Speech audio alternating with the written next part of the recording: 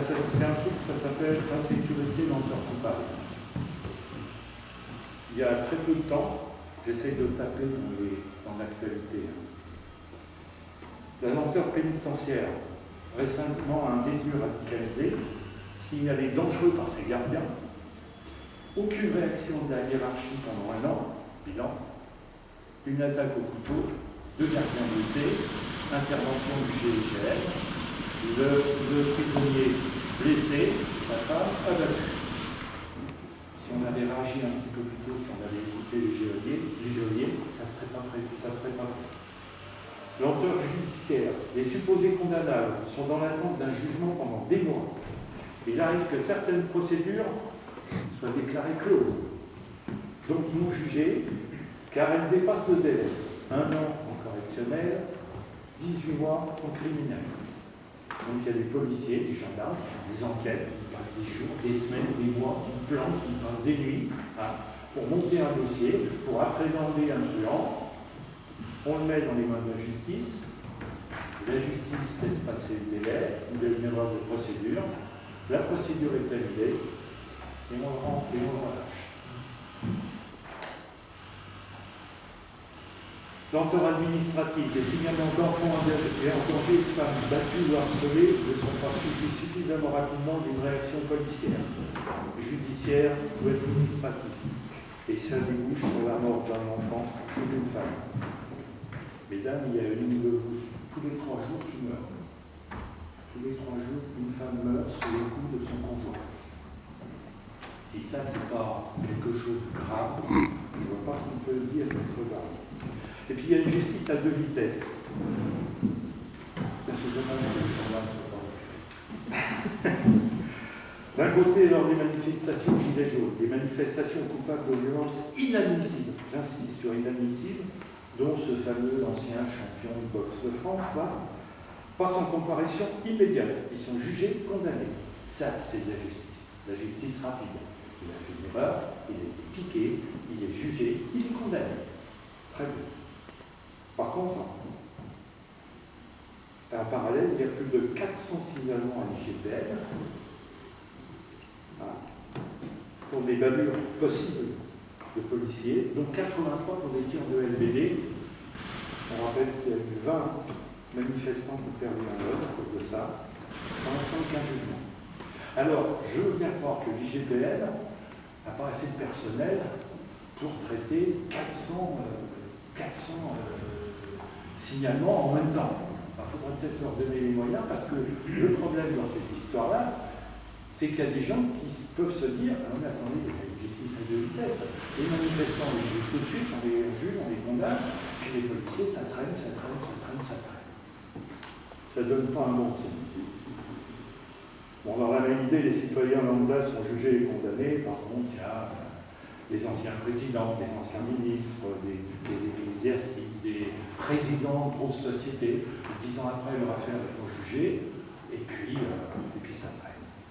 Parce qu'ils ont des avocats qui sont d'ailleurs beaucoup plus souvent orientés sur le fait de trouver l'erreur dans la procédure pour dire « Ah là, il y a une erreur, donc on annule tout et vous libérez le client. » Mais on n'essaie pas de le défendre sur le fond, sur ce qu'il a fait, sur ce qu'il n'a pas fait. Non, on cherche l'erreur de procédure. Bon, pour revenir sur les tirs de LBD dont j'ai parlé il y a 2 minutes, l'ONU vient de réclamer le mercredi 6 mars, c'est là, une enquête sur l'usage excessif de la force en France. Rapport annuel du défenseur des droits, Jacques Toubon. Alors, bon, ceux qui connaissent Jacques Toubon, c'est pas un gauchiste. Toubon, c'est pas un gauchiste. Je me souviens même qu'il y a eu une époque où il a été lui-même peut-être bien ministre de l'Intérieur. Voilà. Et je suis pas sûr. Il a été condamné. Je suis pas sûr qu'il ait été exemplaire en termes de. Oui, voilà. Voilà. Bon, donc Il Jacques Toubon n'est pas un gauchiste. ça. Il alerte sur l'utilisation excessive des grenades GILF4 et souhaite l'interdiction du LBD. Pour conforter ce que dit Toubon, il faut se référer par exemple aux manifestations qu'on a vues en Allemagne. Ils n'ont pas de grenade, ils n'ont pas de lanceurs de balles de défense et ils arrivent à gérer leurs manifestations. Et à mon sens, je peux me tromper, Et quand vous avez devant vous un gendarme, comme ceux qui venaient là, qui arrive tête nue, rien dans les mains, rien dans les poches, vous n'avez pas envie de leur taper dessus. Par contre, quand vous voyez un type, genre Robocop, avec des renforts partout, un bouclier, un casque, une matraque, un LBD, un lanceur de gaz lacrymogène, bah, même le plus gentil, il se dit, je ne tape pas sur un mec, je tape sur un uniforme, je tape sur un bouclier, je tape sur un casque. S'ils viennent, comme font les Allemands, rien dans les mains, pas de visière, pas de bouclier, là si vous tapez sur un homme. Et pour taper sur un homme quand même.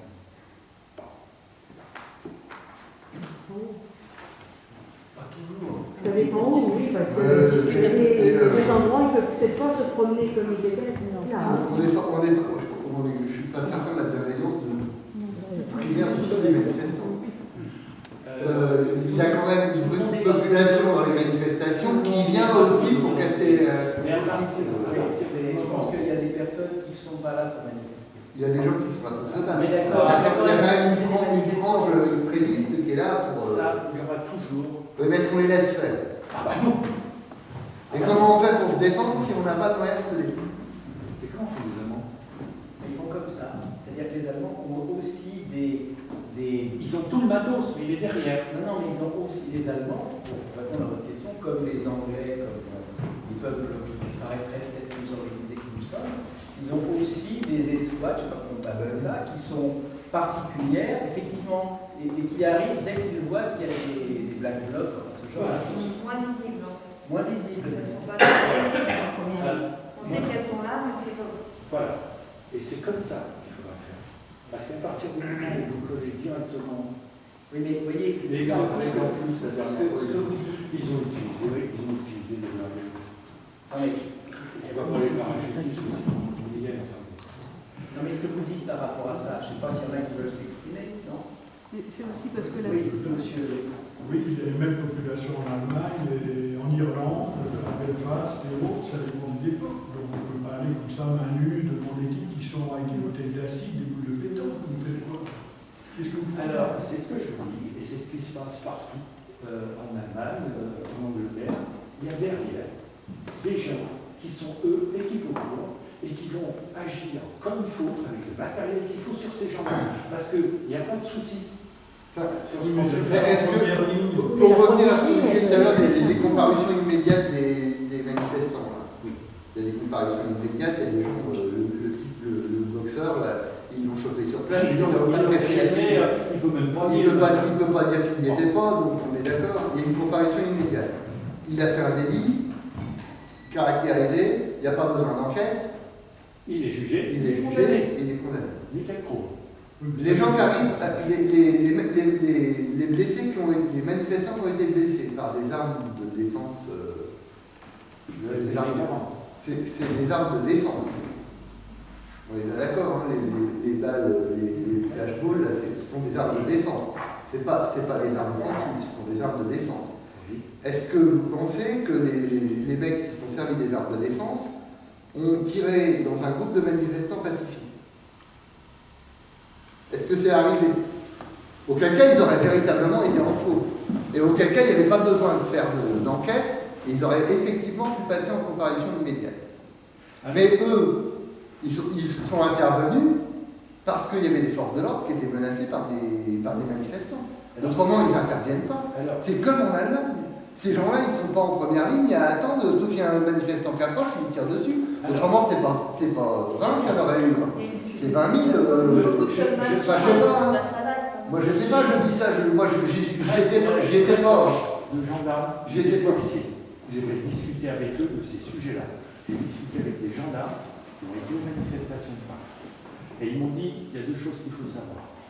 C'est qu'à un moment où on mettait des milliers de policiers sur les Champs-Élysées, on a raté tout ce qui traînait. Ils ont même été chercher la BAC. Bon, la BAC n'a absolument aucune formation pour le maintien du service d'ordre pendant une manif. Donc on a pris des gens qui sont habitués la nuit à courir après des voleurs de scooters, après des voleurs de bagnoles, après des truands qui font des casses, etc. Donc ces mecs-là, ils font pas dans la dentelle.